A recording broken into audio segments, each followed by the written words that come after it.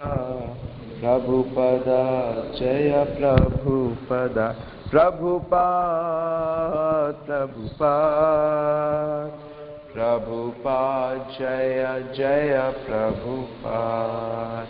श्रील प्रभुपाद की। तो स्वागत है आपका श्रील प्रभुपाद कथा में। उस प्रसंग में प्रभुपाद ने अपना पहला खंड पूरा कर दिया है, मतलब भागवत के पहले स्कंद का पहला खंड। और अब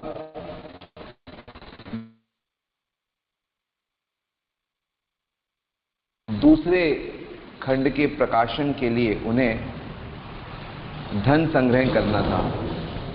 तो धन संग्रह करने के उद्देश्य से वे दिल्ली गए और वहाँ संभावित जो अनुदान करता है उनसे मिले और उन्होंने बताया कि देखो, मैंने जो पहला ग्रंथ लिखा है, कितने सारे अनुकूल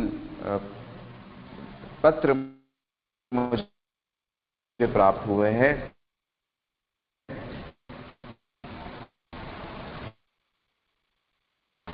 वे उन सभी पत्रों को दिखाते और बताते कि ये मैं अपने जीवन निर्वाह के लिए नहीं कर रहा हूँ, बल्कि साहित्य को प्रकाश करने के लिए। तो उसकी आवश्यक हनुमान प्रसाद पोद्दार जी ने उसकी व्यवस्था करी थी। और देखो कितने मजे की बात है कि जो दूसरा खंड है उसको छापने के लिए एक LNH शुगर फैक्ट्री के एक बड़े अधिकारी ने 5,000 रुपये दे दिए।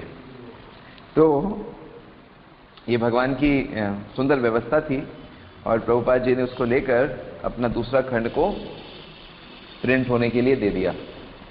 और जिस प्रिंटिंग में वो होता था, जैसे कि राधे प्रेस था, हित हरि शरण जिसको देख रहे थे, तो वो लोग इतने अच्छे से नहीं काम कर रहे थे। तो उन्होंने फिर दूसरा जो ओके प्रेस था गौतम शर्मा का, फिर उसको पूरी तरह से इस काम के लिए उन्होंने किया। और इतना उत्साह था कि खुद ही जाके जल्दी से कागज़ खरीद के लाए। खुद मार्केट में जाके कागज़ को सिलेक्ट करना, कागज़ को लेकर आना, रिक्शे में बैठकर उन्होंने वहाँ तक पहुँचाया। क्योंकि इससे क्या होता है कि जो खर्च होता है वो कम आता है। मैंने भी जैसे प्रिंटिंग किया है, तो अगर कागज़ प्रिंटर ही देता है तो उसका कॉस्ट ज़्यादा पड़ता है, और जब हम खुद उसको जाके खरीद के लाते हैं तो उसका कॉस्टिंग कम आता है। तो इस प्रकार जल्दी से उसका कार्य शुरू हो गया। और दूसरे खंड की जो प्रस्तावना है उसमें भक्तिवेदांत स्वामी क्या कहते हैं कि बड़ा सुंदर प्रस्तावना उन्होंने लिखा कि धन कमाओ और मौज मस्ती का जीवन बिताओ, जैसा कि आमतौर पर लोग करते हैं। उसी तरह लाभदायक क्रियाकलापों से अपना धंधा भी अच्छा चलेगा। हालांकि साधु हैं, लेकिन साधु सांसारिकता का त्याग कर चुके हैं, और लोग देखेंगे कि अरे ये तो बहुत अच्छा है, भागवत को प्रिंट करो, भागवत को पब्लिश करो, और इस ग्रंथ से बिक्री बहुत होगी और इससे बहुत पैसा आएगा। तो ये तो बड़ा अच्छा व्यवसाय बन गया ना एक तरीके से। तो वो यही बात समझाना चाहते हैं कि हम वृंदावन से इतनी दूर प्रेस में आए हैं, मंडी से कागज खरीद रहे हैं, जिल्द खरीद रहे हैं, और साधु का वेश है हमारा, और ऐसा लगता है कि हम किताबों का कोई धंधा कर रहे हैं।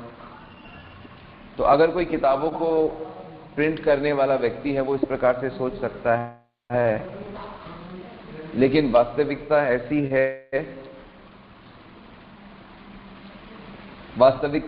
है कि दोनों क्रियाकलापों में बहुत फर्क है। क्योंकि क्या फर्क है कि ये जो आध्यात्मिक व्यक्ति है, जो सांसारिक सुख भोग का त्याग करके जो व्यवसाय कर रहे हैं, वह भगवान की कीर्ति का प्रसार हो रहा है, और जो सांसारिक लोग हैं वो अपने सुख, समृद्धि और इन सब चीजों को इकट्ठा कर रहे हैं। तो आज से भी लगभग 50 साल पहले तक क्या होता था कि पंडित लोग दूसरों से प्रतियां लिखवाते थे। दूसरे लोग पंडित से प्रतियां लिखवाते थे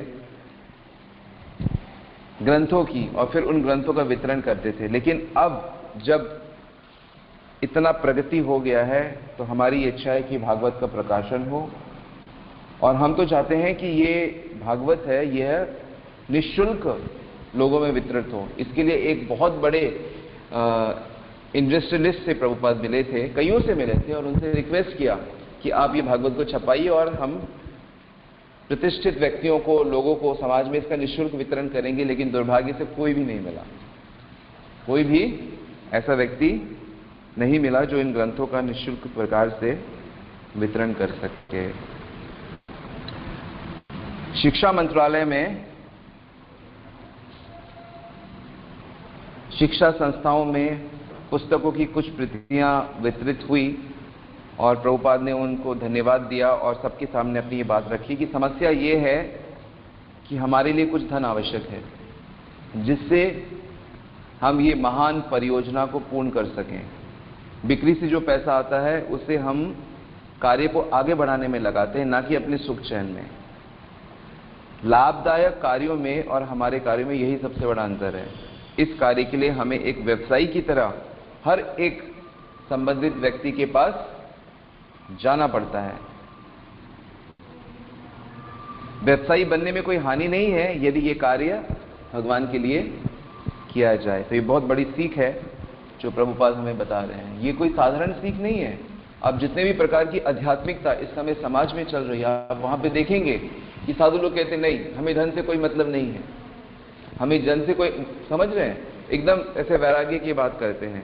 लेकिन ये भक्ति सिद्धांत महाराज हैं और ये भक्ति वेदांत स्वामी श्री प्रभुपाद हैं जिन्होंने इस तरह की आध्यात्मिकता को सामने रखा है।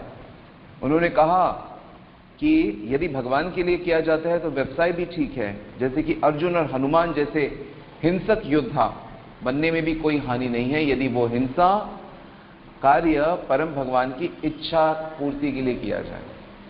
कितनी बड़ी बात है। हिंसा भी यदि भगवान की सेटिस्फैक्शन के लिए है, खैर हमें वहां तक जाने की आवश्यकता नहीं है, उतना कृष्णा कॉन्शियस होने की जरूरत नहीं है। लेकिन हम इतना कृष्णा कॉन्शियस तो हो सकते हैं कि हम अपने व्यवसाय को, हम अपने हर कार्य को कृष्ण भावना भावित होकर करें। यद्यपि हम लोग हिमालय में नहीं रहते, यद्यपि हम व्यवसाय की बात करते हैं, यद्यपि हम रुपए पैसे का लेन देन करते हैं, किंतु हम भगवान के 100% सेवक हैं और उनकी कीर्ति का संदेश चारों ओर प्रसारित करने में लगे। कितनी अच्छी भावना है।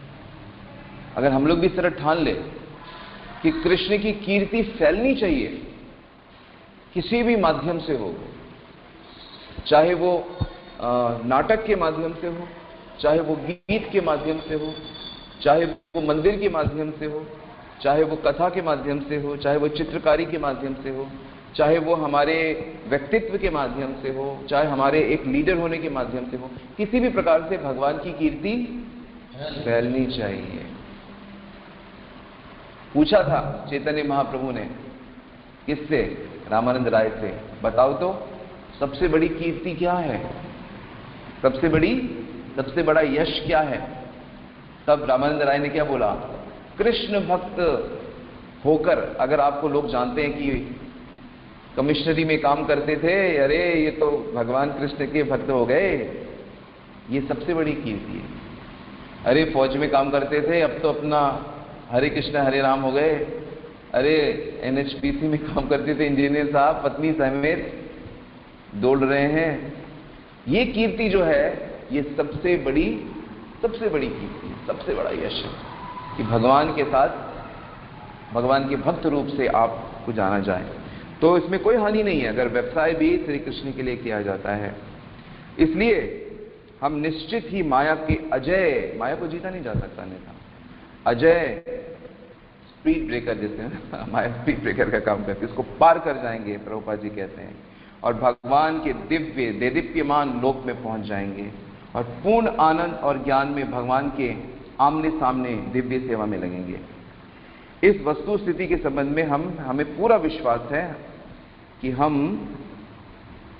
इस चीज को प्राप्त करेंगे और हमारे असंख्य पाठक जो इस ग्रंथ को पढ़ रहे हैं भगवान की कीर्ति सुनने मात्र से ही वैसा फल प्राप्त करेंगे। तो इस प्रकार प्रभुपाद सबके अंदर क्या कर रहे हैं, जोश भर रहे हैं, उनको दिव्य ज्ञान से उनका उत्साह बढ़ा रहे हैं।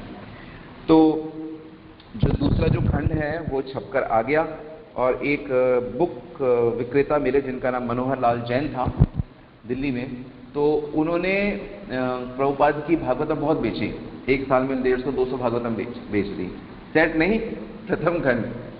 और वो बड़े खुश थे क्योंकि अंग्रेजी का संस्करण था पहली बार, और कह रहे हैं कि अंग्रेजी में तो वैसे ही भागवतम उपलब्ध नहीं थी और जो भी भागवत में थोड़ा बहुत लिखा गया था, कहते इनके ग्रंथ के सामने उसकी कोई वैल्यू नहीं थी, क्योंकि इनका जो ग्रंथ था वो इतना अच्छा था कि हर कोई बहुत उसको पसंद कर रहा था। और उन्होंने सोचा कि जितने ग्रंथ बिकेंगे अगली कॉपी भी उतनी बिकेंगी, क्योंकि इनके तो 60 खंड आने थे, तो अगर मैं एक बेचूंगा तो मेरे इसके बाद लगातार बेचेंगे। और अधिकांश तो पुस्तकालय और बड़े बड़े इंस्टीट्यूट ही इनके ग्रंथों को खरीद रहे थे। और अक्सर जब उनकी दुकान में भी जाते थे तो वो बताते हैं कि वो अंग्रेजी में बात करते थे और उनका पूरा फोकस ये था कि अधिक से अधिक कैसे इस भागवत को लोग पढ़ें।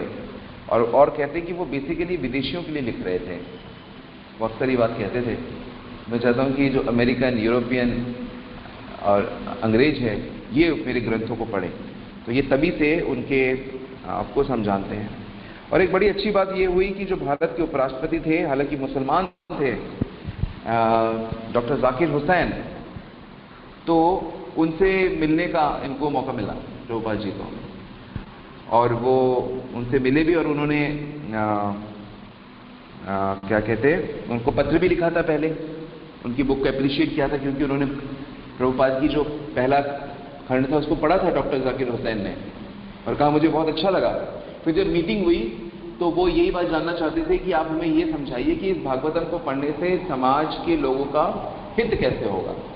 तो इसको वो स्वयं उनसे जानना चाहते थे।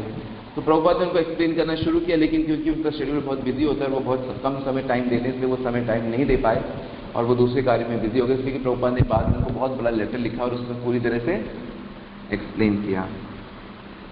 और ऐसे ही उनके एक मित्र थे जिनका नाम था दौलत राम खन्ना, जो छिपीवाड़ा मंदिर के ट्रस्टी भी थे और वो भी बड़े इम्प्रेस थे श्रीला प्रभुपाद की डेडिकेशन से उनके इस इतने विशाल कार्य को लेके। तो उन्होंने प्रभुपाद की मुलाकात जानते किससे करवाई? डॉक्टर लाल बहादुर शास्त्री जी से, जो उस समय भारत के प्रधानमंत्री थे। और जब प्रधानमंत्री से मिले तो प्रधानमंत्री बहुत प्रसन्न हुए क्योंकि पार्लियामेंट में के सामने बहुत सुंदर गार्डन है पार्लियामेंट भवन में, वहाँ पे प्रभुपाद जी मिले। और मज़े की बात है कि मैं भी पार्लियामेंट में जा चुका हूँ, वहाँ मैंने प्रवचन किया है इंडियन पार्लियामेंट में जाकर।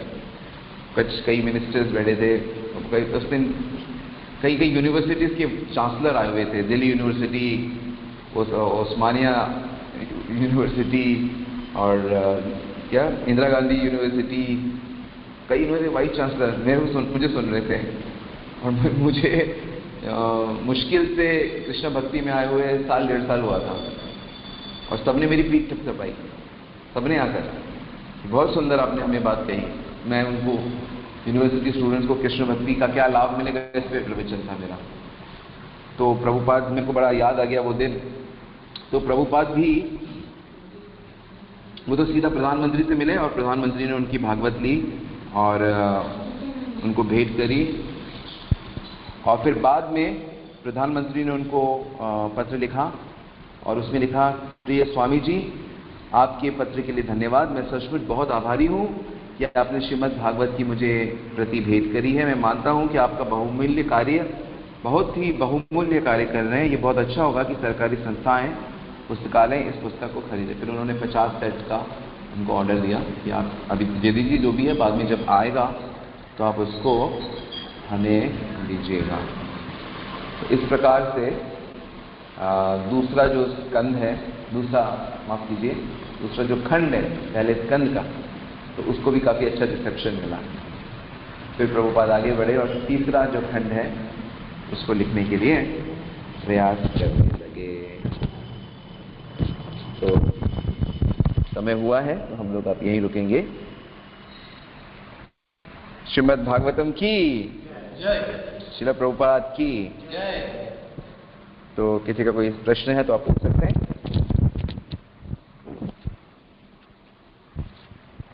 कोई प्रश्न नहीं? ठीक है, हरे कृष्ण।